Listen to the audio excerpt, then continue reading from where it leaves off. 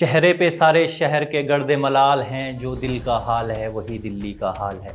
शायर मलिक ज़ादा अहमद का ये शेर दिल के हाल बयां करने के लिए काफ़ी है, लेकिन आज मैं यहाँ अपने दिल का हाल नहीं बल्कि दिल्ली का हाल बयां करने आया हूँ। दिल्ली का नाम सुनते ही जहाँ एक समय हमारे दिमाग में सबसे पहले इंडिया गेट, लाल किला या संसद भवन आता था, आज उसी दिल्ली का मतलब है अस्वच्छ यमुना, चारों तरफ प्रदूषण, झील नुमा सड़कें और शराब घोटाले जैसे बड़े बड़े भ्रष्टाचार। नमस्कार, मैं अभिषेक, आप देख रहे हैं द पैम्फलेट। दोस्तों, दिल्ली आज आपदा से घिरी हुई है। इस आपदा का नाम है अरविंद केजरीवाल। ऐसा हम इसलिए कह रहे हैं क्योंकि अरविंद केजरीवाल ने अपने कार्यकाल में ऐसी कोई कसर नहीं छोड़ी जिससे दिल्ली वालों की जिंदगी नर्क न बन जाए।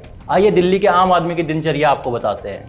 वैसे तो दुर्भाग्य ये है कि अब आम आदमी कहना भी अरविंद केजरीवाल ने अपमानजनक शब्द बना दिया है। खैर, दिल्ली का व्यक्ति जब अपने घर में रहता है तो नल से स्वच्छ पानी नहीं पी सकता है, और अरविंद केजरीवाल हैं कि सालों से एक ही टूटी की प्रदर्शनी बार बार लगा देते हैं। जी हाँ, उत्तर प्रदेश की टोटी दिल्ली में टूटी बन जाती है। औरतें चौथी मंजिल से नीचे उतरती हैं, टैंकर में पानी भरती हैं, लाइन में लगती हैं और 4-4 मंजिल ऊपर लेके पानी जाती हैं। बड़ी तकलीफ होती है। मैंने जल बोर्ड वालों को बुलाया, मैंने कहा 2 साल के अंदर दिल्ली के हर घर के अंदर पानी पहुंचना चाहिए टूटी से। यहाँ पानी बिल्कुल भी नहीं आ रहा। छोटे बड़े बच्चे सारे पानी से परेशान है। यहाँ पे बिल्कुल भी पानी नहीं है। पानी इतनी परेशान है, कोई टैंकर आता ना कुछ आता। पानी की इतनी परेशानी है, हम तो नहाने से भी परेशान है। सारे बाल भी खराब हो गए। पीने का पानी बाजार से आता है। यही दिल्ली का व्यक्ति जब घर से बाहर निकलता है तो सड़कों की ऐसी स्थिति की आपको तस्वीरें देखकर ही बदबू आने लगे। चारों तरफ गंदगी का अंबार, नालियों में कोई सफाई नहीं और रास्तों पर इतना पानी कि आपको बोट लेकर घर से निकलना पड़े। बरसात में दिल्ली के क्या हाल होते हैं ये हम हर साल देखते हैं। यहाँ तक कि कई बार लोग इस पानी में डूबकर जान भी गंवा देते हैं, और जो लोग बरसात में बच जाते हैं, सर्दियों में प्रदूषण से उनका दम घुटने लगता है। अब ये आपदा नहीं तो क्या है? एक स्टडी में ये निकल कर आया है कि इस प्रदूषण से दिल्ली में रहने वालों की उम्र 12 साल कम हो रही है।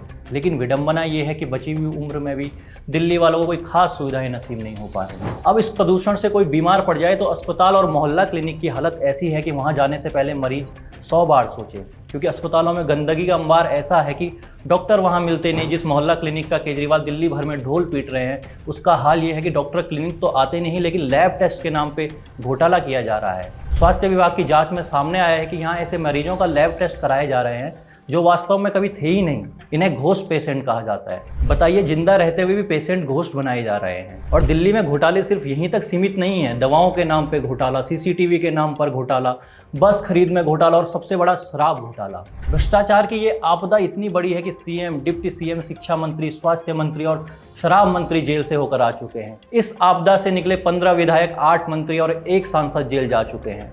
अरविंद केजरीवाल भ्रष्टाचारियों को जेल में डालने आए थे, लेकिन ये नहीं बताया था कि जेल जाने वाले नेता तो उनकी पार्टी के ही होंगे। मतलब हरिश्चंद्र हूँ क्लेम किया था, बस मोदी को ब्लेम किया था, यही एक पहचान तुम्हारी ऐसी तैसी, दिल्ली का अपमान तुम्हारी ऐसी तैसी। कहाँ गए सब वादे प्यादे, राजनीति के स्वच्छ इरादे, हे केजरी महान तुम्हारी ऐसी तैसी, दिल्ली का अपमान तुम्हारी ऐसी तैसी। दोस्तों, हालत ये है कि दिल्ली का व्यक्ति न स्वस्थ रह सकता है, न सड़क पर सुरक्षित है और न इलाज करवा पा रहा है। कूड़े के पहाड़ों के बीच में उसका जीवन कट रहा है। तो ये आपदा नहीं तो क्या है?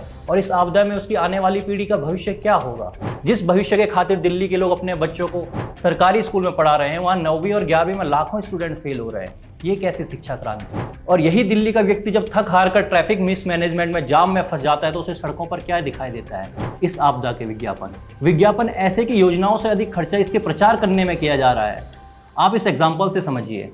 आरोप है कि एक बिजनेस ब्लास्टर योजना है, इसके लिए 54 करोड़ रुपए आवंटित किए गए, जबकि इसके प्रचार पर 80 करोड़ रुपए खर्च किए गए।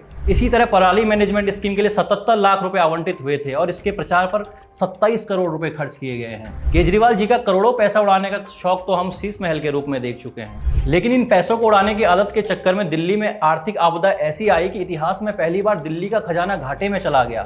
हर तरफ से आपदा में घिरे हुए दिल्ली को लोगों को देखकर तो मुझे प्रसिद्ध कवि दुष्यंत कुमार की यही पंक्तियां याद आती हैं। कहाँ तो तय था चरागा हर घर के लिए, कहाँ चराग मयस्सर नहीं शहर के लिए। दोस्तों, दिल्ली विधानसभा चुनाव की तारीखों का ऐलान हो गया है। 5 फरवरी को चुनाव के लिए वोटिंग होगी और 8 फरवरी को नतीजे आएंगे। अब देखना ये होगा कि दिल्ली के लोग इस आपदा से कैसे निपटते हैं। जय हिंद।